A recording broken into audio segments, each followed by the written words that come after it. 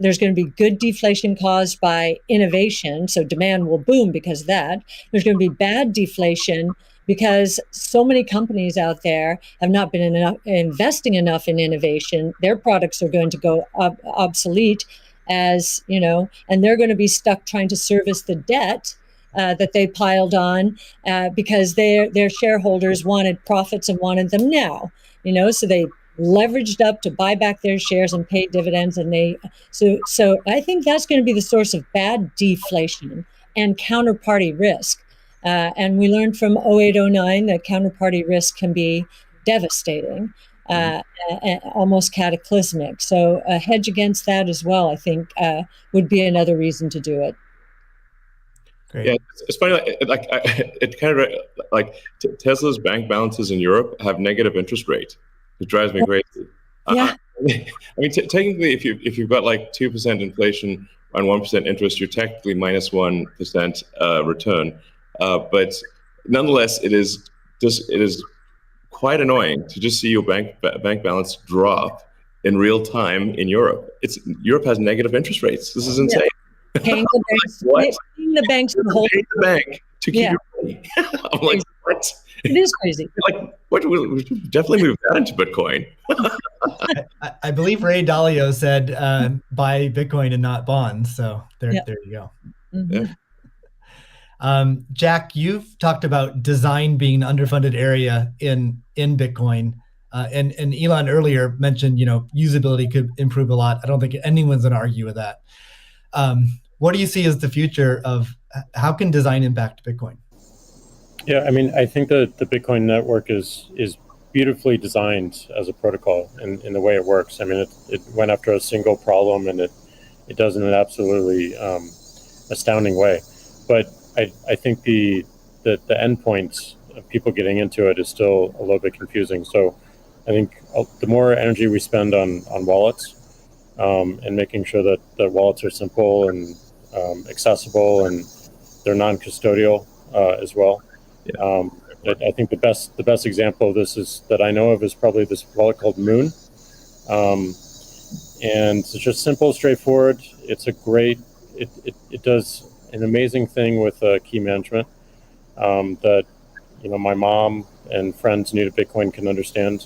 Does amazing in storage, and it also has a very clever implementation of Lightning, so that you can use it in a transactional way without having to think about it. Just with QR codes in a way that makes sense. So more work like that, I think, really brings us forward. Great. Let's wrap things up with a final question for each of you. I guess what is your hope for Bitcoin? How it can impact the world? Let's see, Elon, do you want to start with that? So what's your hope? What's your hope for Bitcoin? Well, my hope for I guess crypto in general is that it can improve the efficiency of the information system that we call money. So if the core efficiency of money is improved and and money has less error, where, like I said, error is like any kind of government interference or fraud or anything like that, this will naturally lead to basically a better standard of living and more power to the individual, which I very much agree with. Great. Kathy? Yeah, and I would segue from what Elon just said is, money has powerful network effect qualities. And so, we talked about ESG earlier. I think that, of course, that aspiration, having, this money be the best from an ESG point of view, that's really talking about solving some of the world's problems right now, which we definitely want to do. But I also am very excited about this idea of network effect and the convergence of blockchain technology and artificial intelligence from a technology point of view. I think, think about the internet in the earliest days. We couldn't imagine what was going to happen, but the impetus to growth was pretty incredible. So I am looking at this rules-based monetary policy, making for better lives around the world, as we've just said. But I'm also looking at the technology itself and the convergence between blockchain technology and artificial intelligence, to change the world in ways that we cannot imagine right now, solving even more problems, but creating more opportunities as well, which is the history of technology and disruptive innovation. Jack, what's your hope for Bitcoin? My hope is that it creates world peace, or helps create world peace. I mean, Elon said it earlier, like we have all these monopolies of violence, and the individual doesn't have power. And the amount of cost and distraction that comes from our monetary system today is real, and it takes away attention from the bigger problems. Some of the bigger problems that Elon is trying to solve, like get us to a multi-planetary humanity.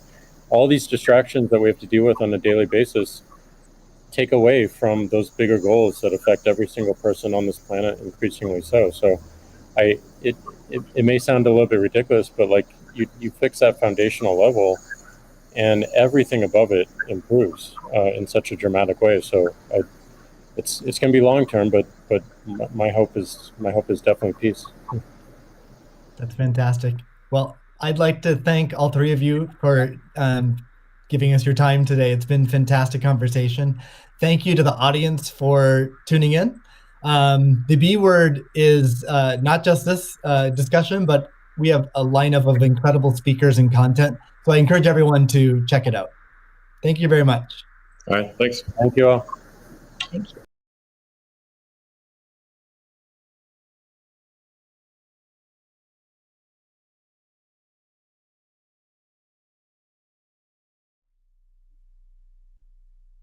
Welcome everybody to the B word. I'm Steve Lee, the lead of Square Crypto, and I'm here today to moderate a discussion about Bitcoin that will span from what makes it special to the its relationship with energy, the community ethos, and the future of Bitcoin. I'm joined by three special guests. The first is Cathie Wood, founder, CEO, and CIO of ARK Invest. Next is Elon Musk, techno king of Tesla and chief engineer of SpaceX. And finally, Jack Dorsey, CEO of Square and CEO of Twitter. So we have a lot to talk about today. So let's get to the talk and get right to it. I'm going to start off by asking each of you a question, which is what's shaped and influenced your views on Bitcoin? And let's start with Cathie.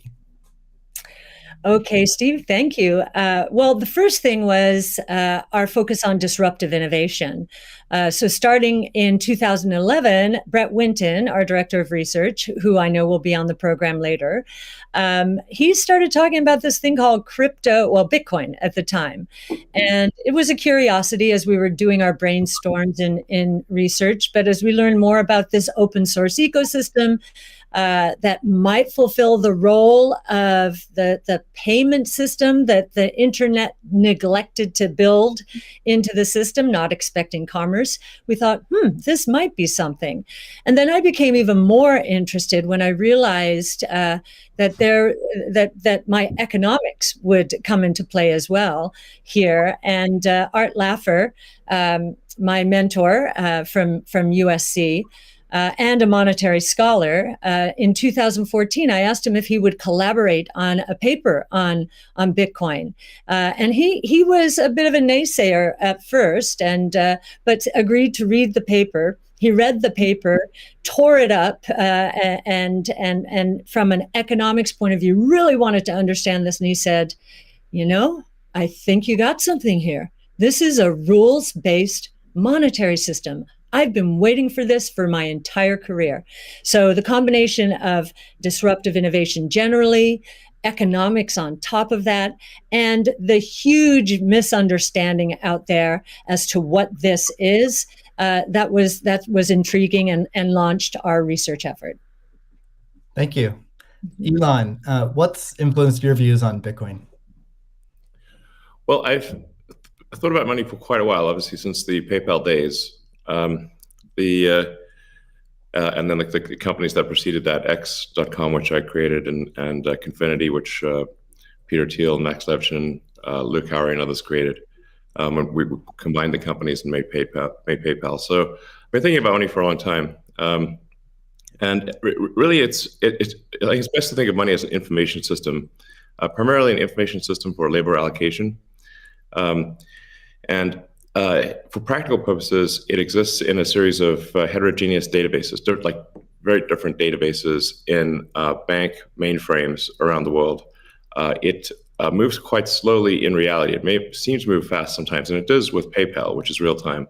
But the vast majority of the systems out there are batch processing. So the actual reconciliation may take 1 to 5 business days, sometimes longer.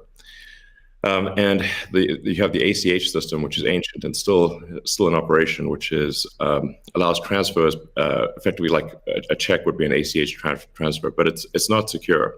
And you've got the credit card systems, which are also not secure. It'd be like handing your username and password to a stranger in a restaurant if you buy a meal. So there's definitely an opportunity for something that is better from an information theory standpoint. So and there you can think of it like data on a network. I think is the way to view it. What has the most throughput? What has the least error? What drops the fewest packets? Fraud, for example, being a source of error. And government interference in currencies being a source of error. But it's fundamentally an information system. So I think it makes sense to support something that improves the quality of information with which we conduct the economy. And Bitcoin is a candidate for that. It does, I think, some things well, and it's obviously it's evolving, and there are additional things like Lightning being done on top of Bitcoin. But Bitcoin per se is mostly solving for scarcity, or rather solving for essentially having no throat to choke, decentralized. So there's no one who can be coerced in any way to empty their Bitcoin account. Well, I guess they could technically, but on an individual basis, but the system as a whole cannot. And it has an open ledger, which is also quite good. But transaction volume is low. Transaction cost is high, and usability for the average person is not yet very good. But it has a lot of potential. And I should say that, like, I'm not, and I apologize for taking a long time, but there certainly is a lot to say. In general, I'm a supporter of Bitcoin and the idea of cryptocurrency in general. But as I've said publicly, we do need to watch out for crypto taking, especially Bitcoin, using proof of work to maybe use energy that's maybe a bit too much and not necessarily good for the environment. So, but on balance, I support Bitcoin, and I'm not an investor. The only publicly traded stock I own is Tesla, and the only significant thing I own outside of Tesla is my SpaceX stock that could help create both companies. So, but apart from that, I do own Bitcoin, and Tesla owns Bitcoin, SpaceX owns Bitcoin, and then I do personally own a bit of Ethereum and Dogecoin, of course. So. Okay, great, thank you. And we'll get into some of those issues in more depth as well. Jack, how about you? What shaped your views of Bitcoin? The network and the community. It's deeply principled. It's weird as hell. It's always evolving, and it just reminded me of the internet when I was a kid. And I encountered alt cypherpunks when I was fairly young, and this was a topic of discussion for years. I didn't touch it until 2008 when we started Square. Elon and teams at X and PayPal inspired a lot of what we were trying to do, trying to bring in more to a physical world. But we encountered this crazy predatory system that was slow, that was obtuse, and I think One of the things that we tried to do, which X and PayPal also tried to do, is build an abstraction layer around this complication and around this predatory nature that the financial industry can tend to be, and make it work for people. But when I saw Bitcoin in 2009, you see a chance to replace the whole foundation. And everything that Elon was talking about in terms of ACH and the credit card networks were built with very different agendas in a very different time frame, and it's crazy that they still exist, and they have scaled, but they just are not relevant to today, and they're certainly not relevant to the future, especially when you consider the entire world and countries like Nigeria or Ghana or India, and its interconnection with countries like the United States and Canada and all over Europe. So what really drove my thinking and drives my passion around it is, like, if the internet gets a chance to get a native currency, what will that be? And to me, it's Bitcoin, because of those principles, because of that creation story, because of its resilience, because of the number of tests it's been. But what inspires me the most is just the community driving it. It just reminds me of the early internet. It's the only reason that I have a career, because I learned so much from people like who are building Bitcoin today, and I continue to learn in that sense, and I'm so grateful for it. So that's a good segue into the next question I'd like to ask you, Jack. Is you said before that Bitcoin changes everything. Can you speak more to that? Well, I just think that a lot of what we experience in life, when you really get down to the foundation, a lot of our monetary policies, a lot of our monetary systems cause so much distraction and so much cost. And when you get to a system where you have the potential for people to truly own it, they can verify it themselves.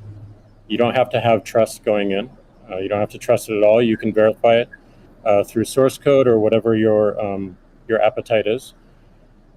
And that any particular person can help drive the future of it. And at the same time, it's not controlled by any state. It's not controlled by any bank. It's not controlled by any corporation.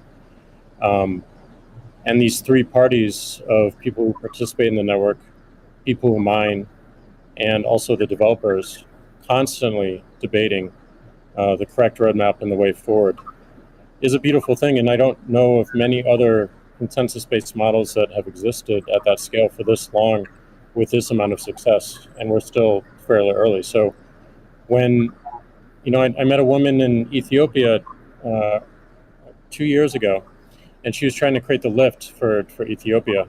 Elon, I think I reached out to you at that time as well, because she really wanted some Teslas. She still has to take paper fiat cash from her passengers and pay all of her drivers in the same way, because there's no monetary system that she can utilize. There's nothing digital. And Africa as a continent is hugely interconnected from a monetary standpoint, but also hugely taxed in that same way. So a lot of the potential that I see, the internet having a native currency, helps her build her business in a much faster way. And also, if you consider something like Bitcoin existing before YouTube, before Twitter, before Facebook, a lot of the business models that we have today would not be the same. We would certainly not have the dependency we have upon the advertising business model if Bitcoin existed pre-Twitter. And I think the amount of business models that it enables, the amount of innovation it enables going forward, especially when you can consider the whole internet instead of going country by country by country by country, which you have to whenever you're doing with finance, it really just opens the aperture. And that is what I want to see in my lifetime, is a currency that is standard and sound for the internet that everyone can use. Great. A hallmark of Bitcoin is its fixed supply of 21 million coins. Elon referenced that earlier. It may be the first system that humans have created that humans cannot later change. Kathy, I'm curious, with your background in monetary history and macroeconomics, what are your thoughts on that type of system? Oh well, I'll recount the story about Art Laffer and our going through the paper, and he said, as I said, first rules-based monetary system, global, ever. This is a very big idea. Once we had convinced him of the ecosystem itself. Now, this is the role that it's playing, given that the rule is a quantity rule, that 21 million units, is really a store of value role. So there are three roles of money. Store of value, very important. The means of exchange, so for transactions, and the unit of account. Every good priced in terms of whatever the unit is. So store of value is its primary use right now. The others exist. Unit of account, reserve currency of the crypto asset ecosystem. That's being seeded a little bit towards stable coins right now. But the store of value is a very big role. And means of exchange with apps built on top of the Bitcoin blockchain, we think is going to become more of a reality. Right now, high value transactions take place over Bitcoin, and that is a very useful role. So we look at those, and I remember saying to Art, "How big could this be?" And he said, "Well, how big is the U.S. monetary base?" Well, today it's $8 trillion. $8 trillion. At the time we were talking, it was $4 trillion. So we've gone through another crisis since then. And so the store of value, this idea that purchasing power will go up over time if demand rises relative to supply ultimately fixed at 21 million units. That's a very good thing. Purchasing power going up globally around the world. And this idea that it's a hedge against confiscation of wealth. And that can take place in a myriad of ways. But inflation, and especially hyperinflation in emerging markets, is the primary way. Talk about destroying purchasing power. So that's a very big idea.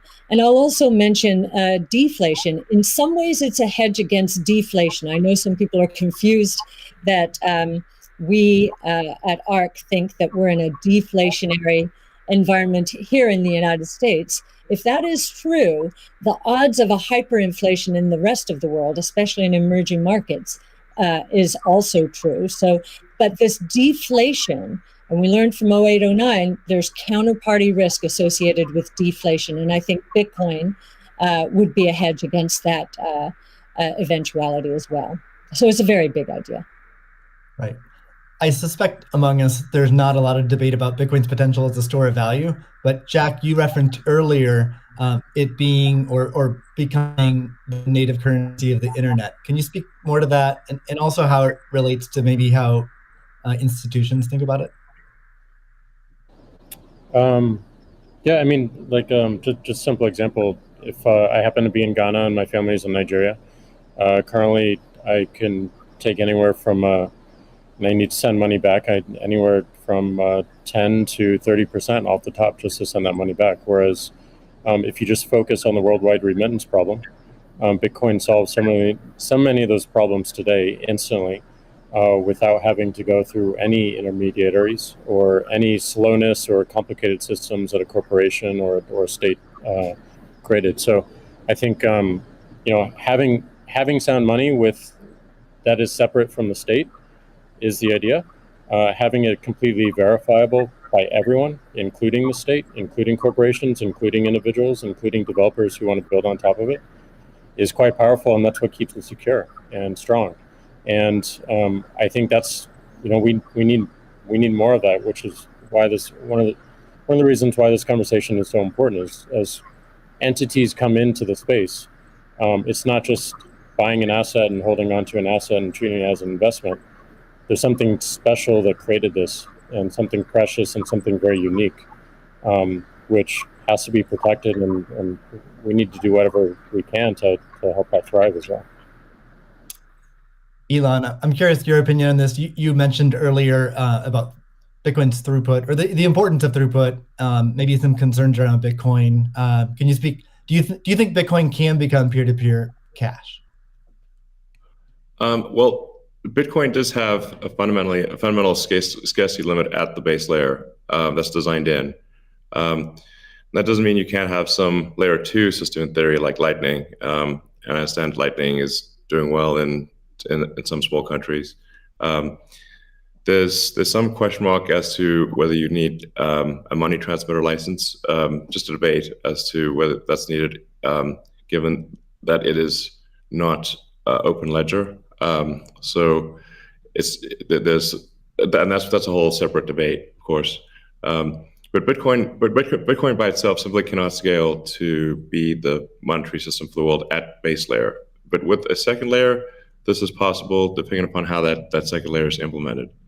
Yeah, that's part of why I think there may be some merit to something that may seem silly, like Ethereum, like Dogecoin. I think Ethereum also, like I said, the three things I own outside of SpaceX and Tesla, and obviously it's a Neuralink and Boring Company, but of any significance are Bitcoin by far, and then some Ethereum and some Doge. So if the price of Bitcoin goes down, I lose money. I'm not sort of I might pump, but I don't dump. It's not a case of I definitely do not believe in getting the price high and selling or anything like that. And I would like to see Bitcoin succeed. I think there's some merit to this is not a slam on Bitcoin. There's some merit to considering something that has higher max transaction rates and a lower transaction cost, and kind of seeing how far you could take a single layer network where the exchanges act as a de facto second layer. I think you can probably take that further than people realize, and as bandwidth increases over time, latency decreases. SpaceX's Starlink is actually playing a role in this, and I think long term people will probably have access to worldwide access to gigabit level connectivity at low latency, and so at low cost. And so then your base layer could do a lot of transactions if you take that into account. So yeah, but like I said, Bitcoin with a layer 2 system certainly could scale to do a vast number of transactions. Same goes for Ethereum. Question about the scaling at the layer 1. The concern from the past 5 years of debate in the Bitcoin community is that would sacrifice too much decentralization and hurt the censorship-resistant properties of Bitcoin. I'm curious if what are your thoughts on that? Are you sensitive to that? And are you concerned about losing some of the special properties of Bitcoin or another cryptocurrency by scaling at layer 1? Yeah, I mean, these things it's helpful to use the physics tools of thinking and say, scale up, scale down, and see if it still makes sense. So if scaling up the transaction block doesn't make sense, why don't you scale it down? And have it be, so that somebody, with a laptop from 2008 can still run a Bitcoin node. Why not slow it down? Oh, you want to slow it down? Well, maybe you're at the wrong number then. there's actually there's members in the community that do want to slow it down, but I understand your point. It's silly. The reality is the average person is not going to run a Bitcoin node. So this is and Bitcoin. It was a lot of clever ideas, but these parameters were set. I don't know in 2008 or something, maybe 2009. And there's been some improvements since then, but not a lot. So Um, it's sort of like if there was still in 2008 there was still a non-trivial number of people on modems. So, um, now it is quite common to get a 100 megabit connection just for a house. Some houses have gigabit connections. So, and that trend is obviously in the direction of higher bandwidth and lower latency. And if somebody else doesn't do it, Starlink certainly will. So I have high confidence that you will be able to maintain a decentralized finance system while still having a much bigger blockchain, aka ASCII text ledger, a hash ledger. You can make the hash ledger bigger without suffering from decentralization as the average connectivity improves, obviously. One idea would be to to put a Bitcoin full node in Starlink terminals. That way more people would be running it. Actually, I have run this by the team at one point. I had this idea, which is kind of off the wall, but like, let's say you need a little space heater, and normally your space heater would just be pure entropy. Well, what if that space heater was also a Bitcoin, Ethereum, Doge mining node? Pick your currency, and so then you'd be heated up, and you would also mine your crypto and have connectivity in one. I love that idea. Yeah, I mean, better than running a space heater. Absolutely. Are there any other, so you're drawn to Dogecoin a little bit. Are there any other gaps in Bitcoin that you see that cause you to be drawn towards Dogecoin? Oh, I think, I mean, I think there's Doge has the Doge community, I think, is somewhat irreverent, obviously, and has great memes and loves dogs, and I love dogs and memes, and it doesn't take itself too seriously, and I think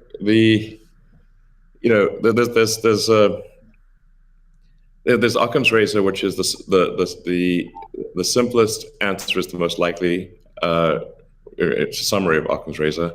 The simplest answer is the most likely one. Then there's a friend of mine came up with a variant on that the most ironic outcome is the most likely one. And then I have a variant on that, which is the most entertaining outcome is the most likely one. So if that is true, then the most ironic and entertaining outcome would be that the cryptocurrency that was started as a joke to make fun of cryptocurrencies ends up being the leading cryptocurrency. That would be the most ironic outcome. Jack, what are your thoughts on that? Is Bitcoin resilient enough to overcome that? I think it's resilient, but also I think like you find, I mean, that's what attracts me to Bitcoin in the first place is the irreverence. A lot of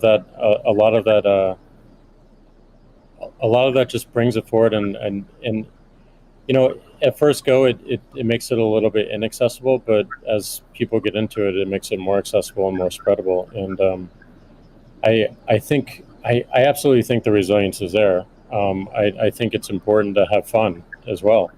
And anyway folks can express themselves. I think that goes back to the main idea of like how do we create a native currency for the internet? Anything that goes towards that path, like that's whatever wackiness or fun we can have along the way. That's going to make it a lot more enjoyable, and it's going to make a lot more people want to use it. I'd also point out there's nothing stopping someone from creating a Bitcoin wallet that's like fun and has memes, has dogs. That's possible as well. Great. Let's move on. Right now at this point. Let's move on to the next topic, which is Bitcoin and energy. It's a really hot topic that lots of people are talking about. Let's start with Elon. You've been vocal on this. You've said that. I mean, you said many things about it. You've also said that Tesla will resume payments in Bitcoin payments if the renewable energy is approximately 50% and sort of looks like it's on a positive future trend. What do you think the state of things are with respect to that? Yeah, so I do think that there appears to be a positive trend in the energy usage of Bitcoin. Actually, part of this is due to the drop in Bitcoin price. I mean, what I observed, or what I thought I was seeing, there may be some disagreements on this, but from when Tesla announced that it had acquired Bitcoin and was doing Bitcoin transactions, there was a massive run-up in the Bitcoin price, and also a massive increase in the amount of energy used to mine Bitcoin. And I think I understand renewable energy quite a bit. I mean, Tesla does solar and interacts with a lot of wind generation through our mega pack, because basically need to store energy from wind and from solar. So we're pretty plugged into the renewable energy industry. And there was just no way that you could basically double or triple the amount of energy in such a short period of time with renewables. But you could shovel coal that fast. And so I was like, look, this is too sketchy. Tesla's mission is accelerating the advent of sustainable energy. We can't be the company that does that and also not do appropriate diligence on the energy usage of Bitcoin. So all I did was I said, look, we're going to suspend Bitcoin transactions for now. We're not selling any Bitcoin, nor am I selling anything personally, nor is SpaceX selling any Bitcoin. Again, I want to emphasize SpaceX, Tesla, and I own Bitcoin. I also own a little bit of Ethereum and Doge, but the companies just own Bitcoin, and the Bitcoin that I own is worth much more than the Ethereum or Doge. So clearly, if I'm if these actions negatively affect me financially, if I was purely financially motivated, then I would not express this reticence about Bitcoin energy usage. Now, it looks like Bitcoin is shifting a lot more towards renewables, and a bunch of the heavy-duty coal plants that were being used, unequivocally being used, this is not a question mark, have been shut down, especially in China. So I think it's probably, we want to do a little bit more diligence to confirm confirm that the percentage of renewable energy usage is most likely sort of at or above 50%, and that there is a trend towards increasing that number, and if so, then Tesla will resume Bitcoin, accepting Bitcoin. So I think we want to just do a little bit more diligence, and I think, but most likely the answer is that Tesla would resume accepting Bitcoin, most likely. That's Steve, great to hear. I would agree with that. Kathy? Yeah, may I ask a question? Elon, I'm not quite sure if you saw the paper that Square and ARC did together on making Bitcoin mining a part of a utility, a broad-based utility ecosystem, whereby, the overage from sunshine or wind powers the Bitcoin mining machine, thereby enabling the proliferation of renewables to a much faster extent, or at a faster rate than otherwise would be the case. What do you think of that? Well, the problem is that in order to operate so-called mining or hashing rigs, in order to operate a bunch of hashing rigs, effectively, you have to run them 24/7, which means you need base load. You can do that with solar and wind plus battery, but if you only did it based on solar or wind overage, your hashing rig utilization would be much less. So you'd be at a disadvantage. Sure, hydro or geothermal are great as renewable means. I'm also pro nuclear. I think modern nuclear power plants are safe, contrary to what people may think. I really think it's possible to make very, very extremely safe nuclear. I'm talking about fission. You don't need fusion. And then, of course, fusion. You just got that big fusion reactor in the sky called the sun. It comes up every day. So But I think a combination of solar and wind plus stationary storage will get you that base load, so you can run hashing 24/7. Okay. Jack, I'm curious. You've stated that Bitcoin incentivizes renewable energy. That's what we're talking about now. Do you have any additional thoughts on that? Yeah, I mean, everything that that Elon said and Kathy mentioned, but it's also incentivizing a lot of innovation in just energy space, and just like looking at unused energy. There's a company called Great American Mining that caps the methane flares on oil fields to power their rigs. And you just imagine, and you mentioned nuclear, Elon, as well, and just imagine all the unused energy that is just being wasted every single day. And being able to get that energy and converting it into a secure, sound money system for the planet feels like a worthy trade-off. And that's the sort of incentive that I think is most powerful, is like, how do we reuse what is being currently just dumped on the ground and wasted and not considered, and how do we do that at scale? And I think that's a bigger conversation that I think is missing. But I agree with everything that Elon has said, and also the paper we put forth. I'm curious if any of you have thoughts on how what the industry can do to accelerate the transition to renewable energy. And like Elon specifically, could Tesla Energy or Starlink play a role? Well, I think Tesla can play a role. I mean, Tesla's literal reason for existence. I mean, the reason I've put so much of my life energy into Tesla, which is a lot. In fact, I would say that I've had some pretty tough life experiences, and Tesla is responsible for probably 2/3 of all personal and professional pain combined. Just to give you a sense of perspective there. So this is a hella hard situation. But we do solar, commercial solar, solar retrofit, as well as the solar roof, and we make consumer battery packs called Powerwall for houses and small businesses, and then the utility scale, which are gigantic. We've done now a number of gigawatt hour installations. That's a lot. That's a lot. And a lot of them actually have been for load leveling the grid. Mostly they are, and combined with the first really big one we did, which is 100 megawatt installation in Australia. That's actually helped stabilize a huge portion of the South Australian grid, because it's able to react so fast. In fact, at first, because they've got a billing system in Australia that I think works at the sort of millisecond level, and we were operating at the microsecond level. So the system was operating so fast that the measuring system couldn't see it. But so Tesla's certainly doing a lot to enable renewables, especially wind and solar.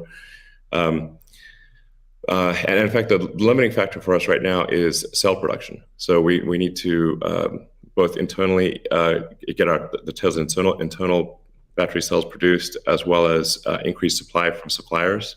I mean, generally, when I talk to our suppliers and they say, how many cells would you like? I say, how many cells can you make? Because sometimes they're concerned, well, is Tesla going to compete with them on cells? I'm like, no. If you want to make the cells, be our guest. It's just that we need a crazy number of batteries, and they need to be done. It also needs to be mined and produced and manufactured in an ethical and environmentally sound way. So, Tesla, we really do aspire to be the good guys, to be a company that people can believe in. It doesn't mean we don't make mistakes, but that's what we try. So, but I think generally hydro, especially existing hydro, is good for mining. Geothermal, there's lots of places in the world that have geothermal energy. And like I said, nuclear is also good. I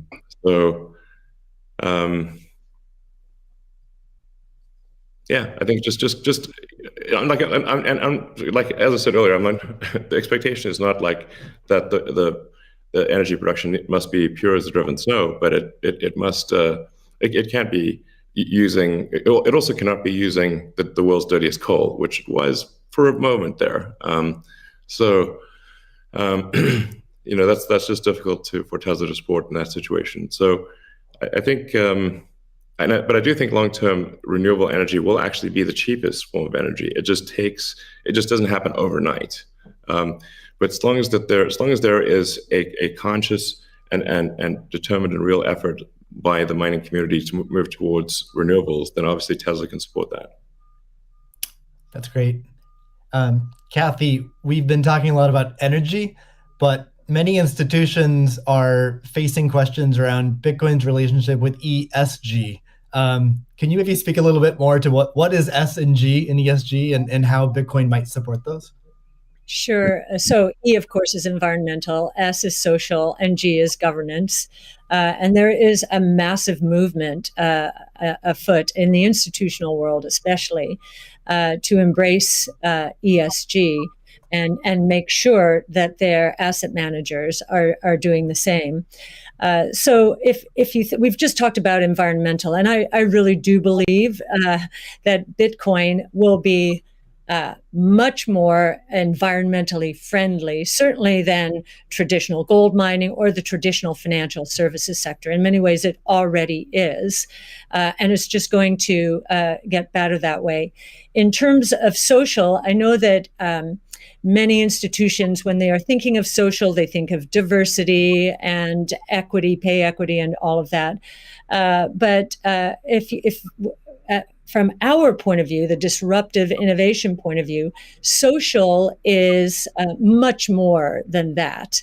It is saving lives, of course, autonomous technology, that would be another topic for Elon. But in this case, allowing access to payment technology, as Jack is saying, everywhere around the world without friction. And just back to the remittance example, I think if I've got these stats correctly, there are certain countries in the world that are incredibly dependent on remittances for GDP. To Tonga, 37%, El Salvador, which just deemed Bitcoin legal currencies, 24%, Nepal, 24%. And I think the remittance industry globally, roughly 700 billion. So saving people these egregious fees, think about it, you're paying anywhere from 8% to, as Jack said, 30% of your $100 that you're sending back to your family. That is social responsibility, I would submit, as is just the economic empowerment that Bitcoin will enable. We've talked about that already. And I know that Alex Gladstein is going to be talking later about, the 4.3 billion people in the world who are hostage to authoritarian regimes, or the 1.3 billion who are living in double-digit and triple-digit inflation, if not more. Saving them from the destruction of their purchasing power certainly is a noble social goal. So we expand social to be much more than the traditional ESG community. And then on governance, you've got the transparency of the ecosystem. It's completely transparent, unlike the opaqueness of financial systems and the toll takers in the traditional financial world. And I think a huge part of governance in the Bitcoin ecosystem are the Bitcoin core developers. Now, before I met them, and I've had the pleasure and the honor of meeting many of them, that was a part of this ecosystem I didn't understand. But actually getting to sit down and talk to them, if I have a learning curve need, it certainly is on the technology side. But in terms of talking to them about economics, economic theory, failed monetary regimes historically, they know economic history, many of them, better than anyone I've ever met.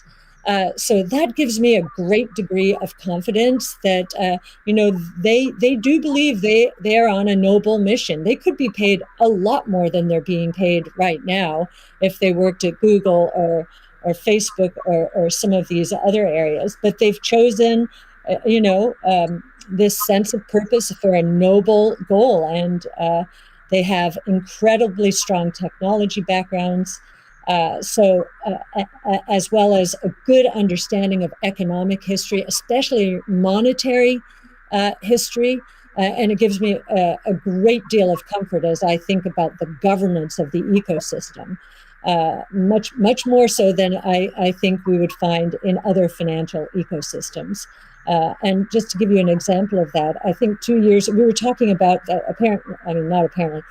there's a big debate about reorganizations, I know in the Ethereum network right now. Well, we saw the core Bitcoin developers and others at work back in 2019 when Binance tried to reorganize in order to reclaim 7,000 Bitcoin that were hacked.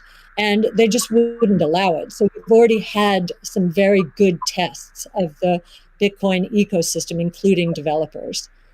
So that would be my answer, Steve. Thank you. And it's a great transition to the next topic area, which is Bitcoin ethos. And what is Bitcoin ethos? I mean, Bitcoin was born as open source and it's very transparent.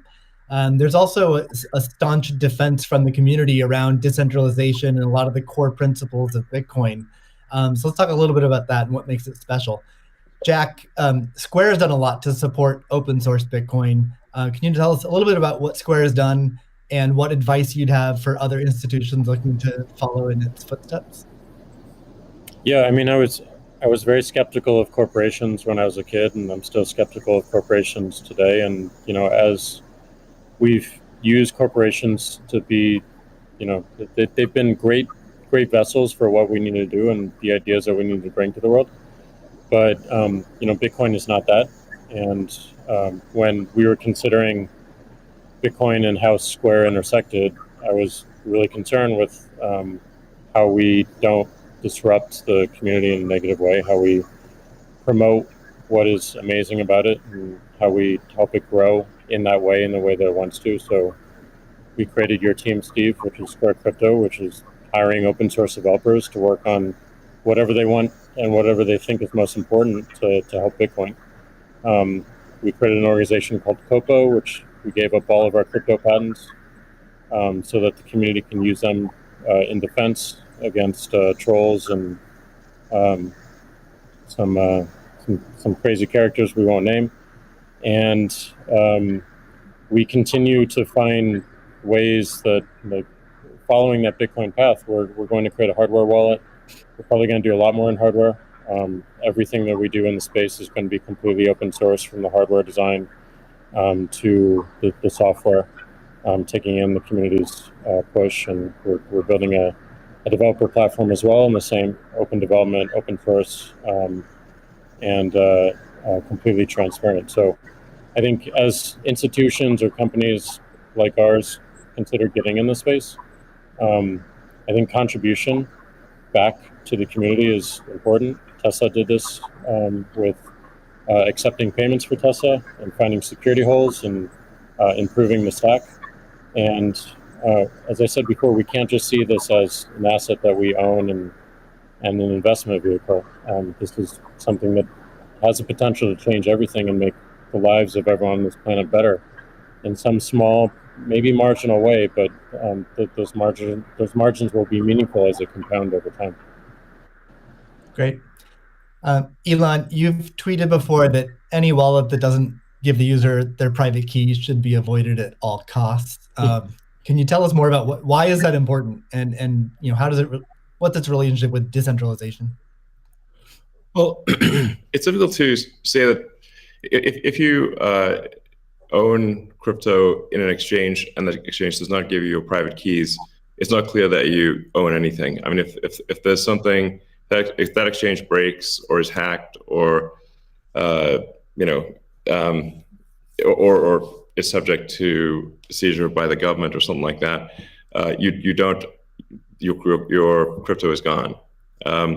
So in order to actually have a properly decentralized finance, which I'm a fan of, I think it makes sense.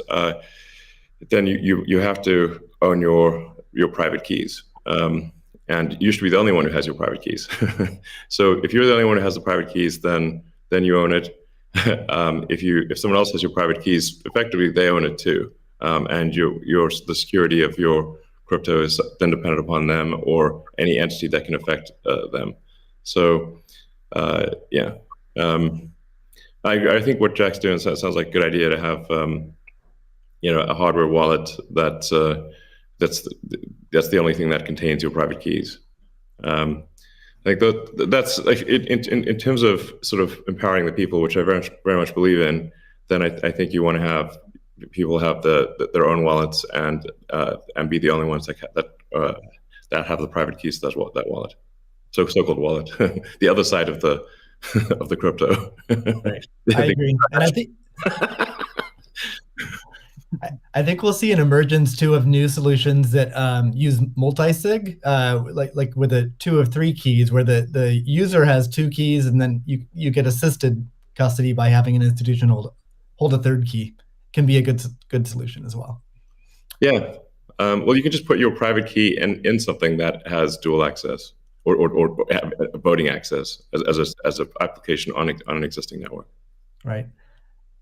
So the Bitcoin community is known for staunchly defending Bitcoin's principles. Sometimes it can be rude and aggressive, but I think what it stems from is just a desire to not have wealthy or powerful people or institutions negatively impacting Bitcoin or sort of changing the rules in favor of them. I'm curious to hear from each of you what role you feel like you and your own institutions, your own companies, what role can you play in Bitcoin, and how do you positively impact it without having these negative drawbacks? Kathy, maybe start with you. Sure.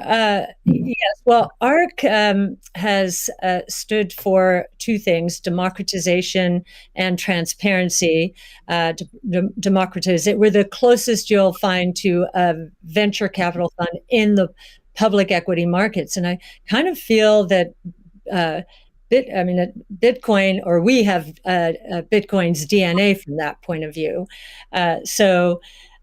One of the things in terms of democratization is education. We have one of our missions, values, is to educate, and I do believe that that some of Yacine El-Mandra's white papers. Yacine's our lead crypto analyst, who's worked very closely with you, Steve, on this conference, are helping the cause. We've done, and not only for retail investors, we found that we had to do a bit more when it came to institutional investors, just because of the way that they invest and the way they like to receive information. So just like in our investments, we've been the retail community has been more attracted to us first, and now the institutional community is coming along. So I do think our transparency of research, especially in the social world, social media, pushing our research out for free to anyone, is part of our way of helping the community. And I do think encouraging, and this is something that Jack just said, I would encourage the support of the Bitcoin core developer community. As I said before, it's amazing to me, having gotten to know some of them, how strong their sense of purpose is here. And so we'd like to be helpful in making that happen as well. That's great. Jack, how about you? How do you view your own personal role and the companies you run? I think my own personal role through the companies I run is to really push for more decentralization, like at everything that we intend to do with the wallet, being non-custodial, building a developer platform, focusing on non-custodial solutions. On the Square side is important, being completely open development and open source, but I also think it's important on the Twitter side as well. My biggest focus right now is on a decentralized social media protocol. We're calling it Blue Sky. It's super early, but we've learned a lot from what makes Bitcoin Bitcoin and why that's important. I've learned a lot in that sense as well. And I think, just continuing to push on that thread and show it with our actions every single day in support of this community that's taught me so much and I think will benefit so many people. That's what I'm focused on. What about letting Twitter advertisers pay in crypto? Yeah, I think enabling anyone. As you know, Elon, if we had Bitcoin or native currency for the internet before Twitter started, it just creates so many different business models that we wouldn't have to be so dependent upon advertising generally. And sure. I do believe that that we have them, any form of payment that they want to use, we should be able to take. So okay. Absolutely, but I'm more focused on how do we create economic incentives in the network itself without having to rely on advertising. Yeah, it's just that the money has to come off of the crypto so-called coins, the hash strings, have to come off and get translated into real products and services. So the more sort of off-ramps there are to real products and services, even at the institutional level, although there are certainly many small advertisers on Twitter, it seems like accepting Bitcoin, maybe some other cryptos for advertising payments on Twitter would be supportive of Bitcoin. 100%, and also looking at just general commerce through Twitter itself. That was great. Sorry, what, Elon? I was asking Jack if he's going to do it. Oh. Can we get a product announcement today?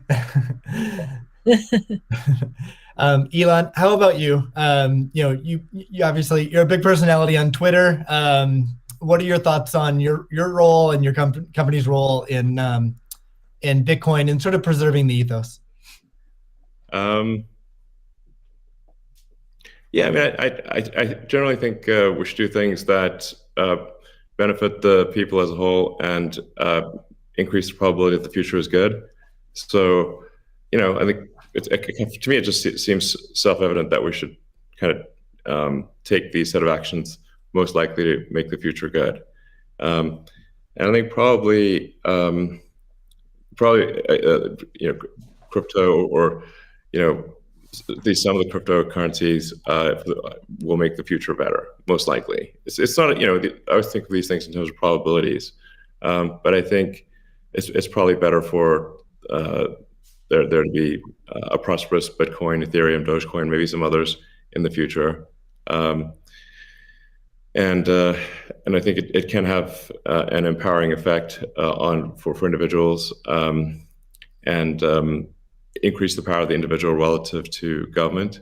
And really, if you think of government is just a corporation in the limit. So sometimes some people are against corporations but for government. It's like, guys, government is just a corporation in the limit. It's the biggest corporation of all, and it's got a monopoly on violence. So if you don't like corporations, you should really hate government. There you go. All right. We got about, we'll try to wrap up in 10 minutes. So let's move on to future of Bitcoin. So Tesla and Square have both put Bitcoin on the balance sheet. Kathy, I'm curious to hear from you. What advice would you have for other institutions looking to put Bitcoin on their balance sheet? Well, I guess the first piece of advice is, just make sure, and I actually learned this after after both Square and Tesla put Bitcoin on their balance sheet. Bitcoin is being treated as an intangible asset. And so we need to get FASB to reconsider this, because with an intangible asset, if the asset goes up in price, it can't be marked up on their books. But if it goes down, it must be marked down. So, there's some asymmetry there, which is, we need to change that given what we believe Bitcoin is. And I do believe if I'll harken back to something, well, it was either Elon or Jack said, think about it. You take away the boundaries, the different currencies. Just think about how explosive growth could be, and how wide-reaching taking the friction out of the system could be. So, I would encourage corporations to think about that this ability to do business anywhere in the world. Ultimately, obviously, we're paving the way here. That's certainly a consideration. It also will serve as a hedge against inflation, especially, and as I mentioned earlier, there are a lot of emerging markets that are suffering from significant inflation. In other words, the purchasing power of those populations is going down. So they are going to migrate to Bitcoin and other ways to preserve purchasing power. And again, being able to sell to them in that kind of currency would be very useful. I'd also suggest, once again, this idea of deflation, I think, is going to be a real thing. There's going to be good deflation caused by innovation, so demand will boom because of that. There's going to be bad deflation because so many companies out there have not been investing enough in innovation. Their products are going to go obsolete, and they're going to be stuck trying to service the debt that they piled on because their shareholders wanted profits and wanted them now. So they leveraged up to buy back their shares and pay dividends, and so I think that's going to be the source of bad deflation and counterparty risk. And we learned from 0809 that counterparty risk can be devastating. Almost cataclysmic. So a hedge against that as well, I think, would be another reason to do it. Great. Yeah, it's funny. It kind of like Tesla's bank balances in Europe have negative interest rate. It drives me crazy. Yeah. I mean, technically, if you've got like 2% inflation on 1% interest, you're technically minus 1% return. But nonetheless, it is quite annoying to just see your bank balance drop in real time in Europe. Europe has negative interest rates. This is insane. Yeah. Paying the banks, paying the banks to hold the bank to keep your money. I'm like, what? It is crazy. Like, what? We should definitely move that into Bitcoin. I believe Ray Dalio said, "Buy Bitcoin and not bonds." So there you go. Mm-hmm. Yeah. Jack, you've talked about design being an underfunded area in Bitcoin, and Elon earlier mentioned usability could improve a lot. I don't think anyone's going to argue with that. What do you see as the future of how can design impact Bitcoin? Yeah, I mean, I think that the Bitcoin network is beautifully designed as a protocol in the way it works. I mean, it went after a single problem, and it does in an absolutely astounding way. But I think the endpoints of people getting into it is still a little bit confusing. So I think the more energy we spend on wallets and making sure that wallets are simple and accessible and they're non-custodial as well. Yeah. I think the best example of this that I know of is probably this wallet called Moon. And it's just simple, straightforward. It's it does an amazing thing with key management that my mom and friends new to Bitcoin can understand. Does amazing in storage, and it also has a very clever implementation of Lightning, so that you can use it in a transactional way without having to think about it, just with QR codes in a way that makes sense. So more work like that, I think, really brings us forward. Great. Let's wrap things up with a final question for each of you. I guess what is your hope for Bitcoin? How it can impact the world? let's see, Elon, do you want to start with